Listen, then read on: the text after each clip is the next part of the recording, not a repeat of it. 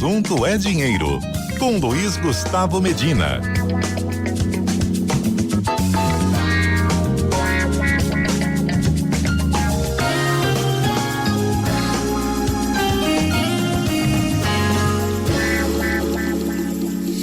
Teco Medina gravou o seu comentário, vamos ouvir, é sobre investimentos imobiliários, dicas e perspectivas. Vamos ouvir.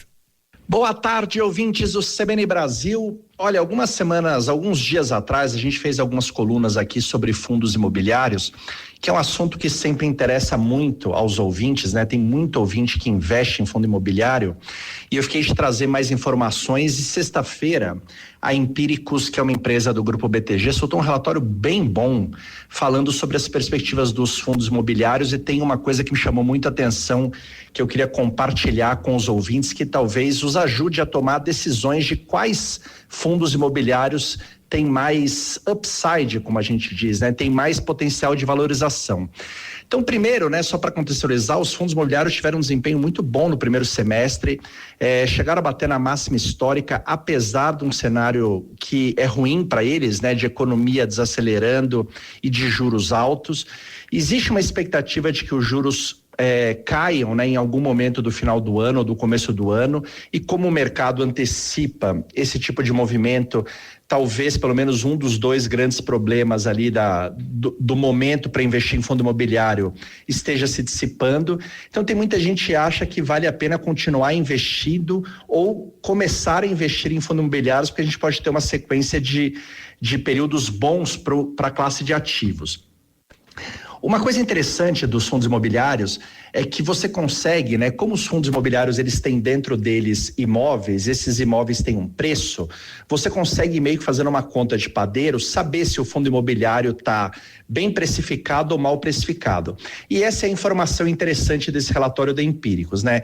Segundo eles, na média, né, o IFIX, ele está negociando com 14% de deságio, ou seja, se você somar o valor patrimonial dos imóveis e quanto eles estão valendo hoje, você tem um deságio de 14%. Então, na média, esses fundos teriam que subir 14% para valer o que eles deveriam valer, o que eles têm de ativos. Mas quando você abre por classe dentro deles, aí que começa a ficar interessante. Por exemplo, os fundos de papel, né, que são aqueles que têm as dívidas, os CRIs, eles são os que têm menos potencial de alta, eles estão sendo negociados só com 7% de deságio.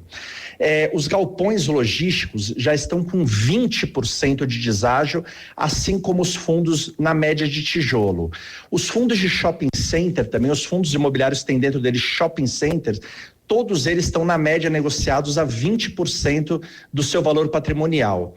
E as lajes, né, os fundos imobiliários têm lajes corporativas dentro deles, estão com incríveis 35% de deságio. Então isso mostra que quando, enfim, se o mercado tiver uma pernada aí de alta, teoricamente os fundos imobiliários têm que convergir para valer pelo menos o que o valor patrimonial deles mostra, né? Pelo menos isso.